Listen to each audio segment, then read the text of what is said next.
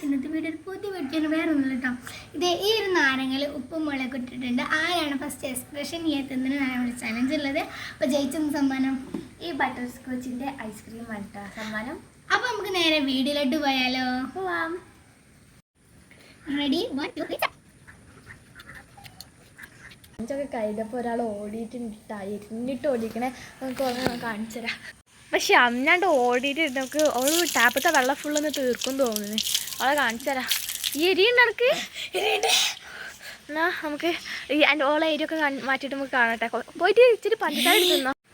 അപ്പോൾ ഗൈസ് ഞാൻ ഒരു പറ്റില്ല നീച്ച് പോയത് തന്നെ. അപ്പോൾ ഇവിടെ വേഗം പോയിട്ട് വീഡിയോ എടുത്തിക്കണേ മയ്യുക.